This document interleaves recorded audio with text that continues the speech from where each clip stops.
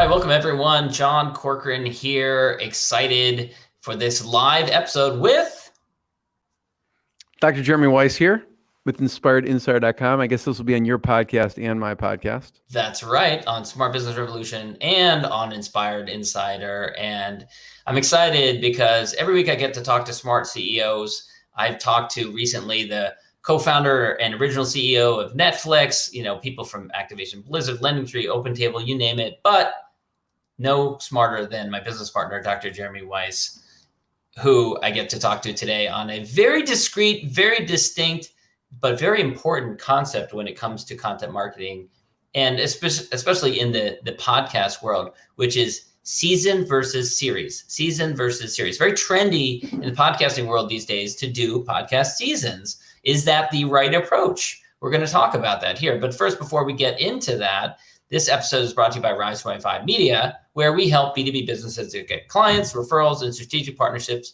with done-for-you podcasts and content marketing.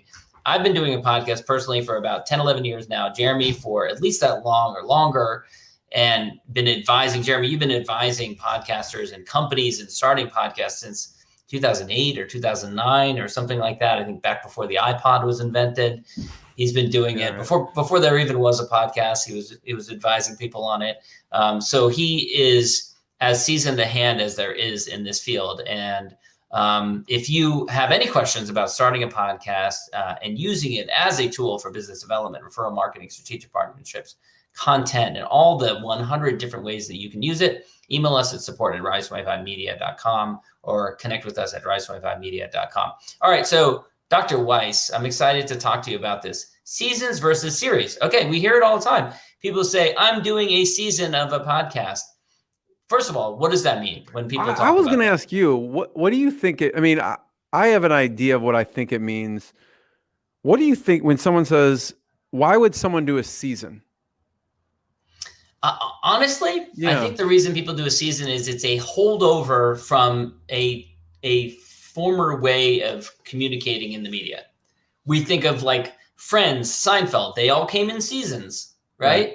And so people just used to do it that way, and they think that that is the professional way of doing it. I think that's why people continue to do it. I also think it depends on the type of show. Like if it's I listen to mostly nonfiction or business related podcasts. And so I think if you are what's a popular non-business related, like entertainment one? Yeah, there's true crime is a very popular, true crime, and there's seasons where they follow a particular crime and they go through it, and those are great. That's mostly not what we're talking about here. In those cases, a season makes sense. But when you're talking about the context that the field we play in, which is primarily B2B businesses that are creating podcasts for a variety of purposes, including business development, including content, including professional networking, all those different reasons, it starts to make less sense. Yeah, I want to differentiate that, because I think in like a true crime, like a season makes perfect sense, right? And what would be the difference between the season and the series? We have our own definition of that, I guess you could say. But I feel like also people do a season in their podcast because they want to take a break. And so they're like, cool, I'm going to do season 1 and then just wait for season 2. But in our opinion, if you are a business, we think all businesses should have a podcast. It's like it will become table stakes, just like every business has a website. Every business should have a podcast, and it's an amazing way to give to your network of people and to also share your expertise. But we're always looking at ways to give to our network of people. Yeah. And when you think of in a business, I think, so moving from a season, we prefer to recommend for us and our clients to do a series, and a series is an ongoing sessions. And let's say we're talking to someone and they're like, you know what, because we it's funny, we have people come to us, John, people say, I want to start a second podcast. I'm like, okay, convince me why you should start a second podcast. And by the way, if we for this individual, if we do a second podcast, that means we are running their second podcast, which means more revenue. But I oftentimes try and talk them out of doing a second podcast most of Why? the time. Why? And here's why. And there's a couple outlier instances where I do, I do agree with them. Like, great, start a second podcast. But the person's like, well, I'm really focused on top, maybe CFOs and the contents around CFOs, and we love featuring the top CFOs. But and it may be even more specific, like CFOs and SaaS companies. And really, I want to shift to getting more content and the leaders in CMO world in e-commerce. Like, I should start a separate podcast, or I should do a season of this, stop it, and then do a season of that. And I would say my advice is no, don't do a second podcast in that situation. Do it on the same podcast, and you can basically just do it as a series it runs concurrently. So you could do both of them at the same time. You don't have to stop, do 10 episodes on this and then do 10 episodes on that. That kind of stops the momentum, and you can have both of them going at the same time. And you can, when the CFOs release, you release those episodes. And when the CMOs come out, you release those episodes. And it allows you to, not necessarily have to pigeonhole yourself or only restrict your efforts in one direction. If you want to do two and just release them when they come out, you can do that. And, you could very easily segment them on your website, basically saying, this is part of my CMO series, and this is part of my CFO e-commerce series. If that makes sense. Another point I make to people is that when you confine yourself to this limit of like 10 episodes in a season, and you announce it at the beginning, there's going to be 10 episodes, right? And then on your 10th episode, you ask, as we encourage people to do, you ask the guests that you had on, hey, is there anyone else that in your network that you think would be a good person that I should interview? And they tell you the names of 5 people.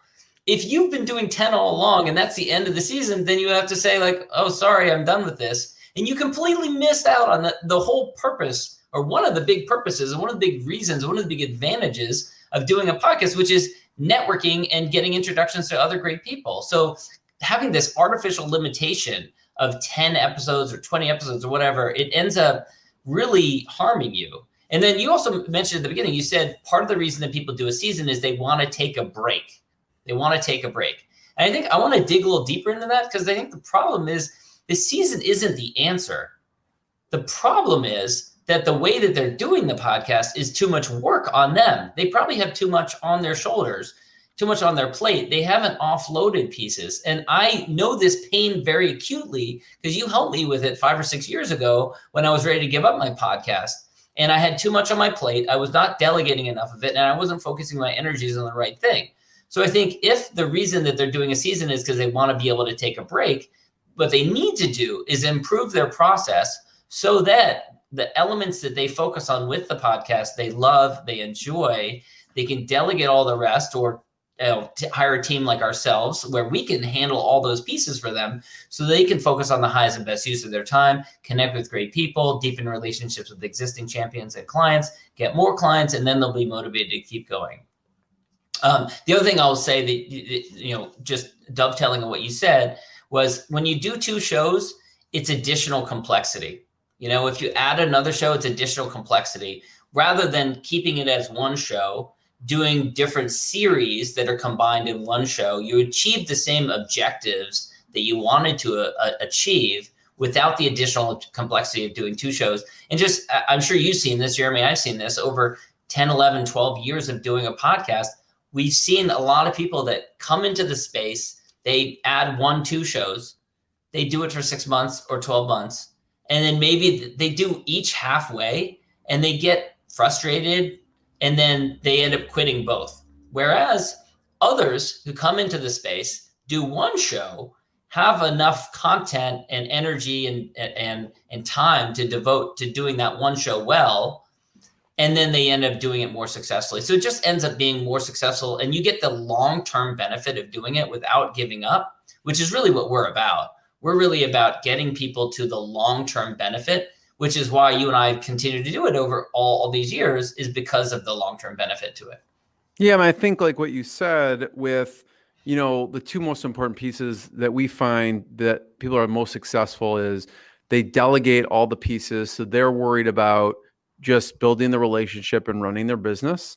And the second is having the right strategy in place to make sure it makes sense in serving the goals of the business. And so they could be doing all this activity, but is it leading to the goals that they have set? So the right strategy is paramount, and we want to make sure that people have the right strategy for their business. Yeah. The second thing I'll mention is, when someone does a season, they may have different goals, and their goals may change, or their goals or strategy may shift. I remember when I first started my podcast a long time ago, I thought I was going to be have the number one podcast for productivity. I love productivity. I was going to have every single, productivity founder. My questions would be about productivity. I'd have the top CEOs, founders. And after about 4 episodes, I was like, this is like, what am I thinking? They keep saying the same thing. I don't want to ask these questions anymore. And so if I would have said, like, I'm going to do a season of 12, I'm going to do this or productivity. I didn't name my show the Productivity Show or anything. I didn't pigeonhole it, luckily, but I could have. So what you think you start with, or even right now, it may shift. So you just have to be careful on that.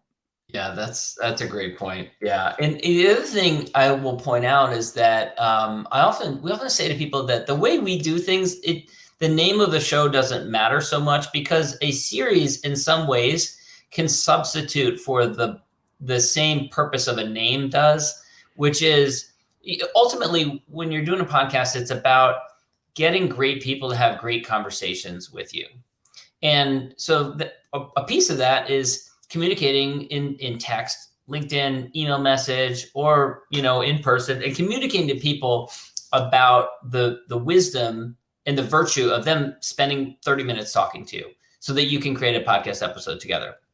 And especially when you're getting started, this is important because you don't have a large track record. But this series, if you do it right, you reach out, you use the right language, you communicate, say, I'm doing a series on my podcast featuring top CEOs in the tri-state area or something like that. You communicate it the right way.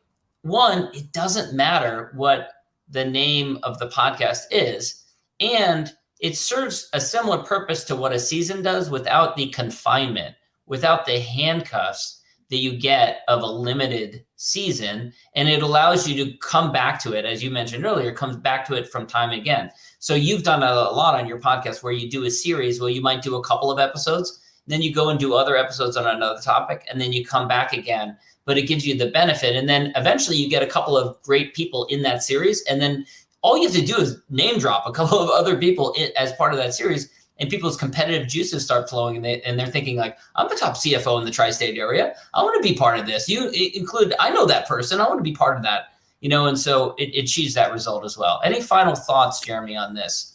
I think you hit on something important, which is it's basically a way to niche without niching, if that makes any sense. Yeah. Right? Because you don't have to call your show the CMO e-commerce show or something. Yeah. And then next month you decide that you're not going to focus on CMOs, or you're not going to focus on e-commerce or whatever. Yeah. It is interesting how it spirals and leads in like, even so I have interviewed over 100 of the top direct response marketers, copywriters on the planet. I've gone down the route and having some of the top e-commerce people, whether they're running their own company, or maybe they're a software in the space. I went and have done top VCs, venture capitalists. So I've gone across these different niches, and it just accumulates over time. As someone reached out the other day and was like, oh, I think I have some VCs to introduce you to, and who else have you interviewed? And I basically as I looked through my episodes, I started listing them, and I'm like, oh my God, I've actually interviewed a ton of VCs. And when I listed it out, and now if I would have just done a season that I did started 6 months ago, I would be like, I'm sorry, I'm not doing that right now. Yeah. So Yeah. So that's a great advantage. All right, Jeremy, where can people go learn more about you, learn more about the work that we do at yeah, Rise you 25? can go to, I think a better title for this instead of series versus season should be how do you niche without niching? That is a great, But yes. Yeah. you can go to rise25.com. You can go to our about page. If you go to the homepage, John and I are bantering a bit, and I think he included some outtakes on our thoughts on how do you get ROI with a podcast. You can check out rise25.com or about page, or more episodes of Smart Business Revolution, more episodes of Inspired Insider, because we have tons and tons and tons of free content of some of the, I consider some of the most amazing founders, entrepreneurs, executives on the planet. And go connect with us on LinkedIn. We do these LinkedIn lives live every Wednesday at 11 a.m. Pacific, 1 p.m. Central Time, 2 p.m. Eastern Time. It's a pleasure. Thanks, everyone.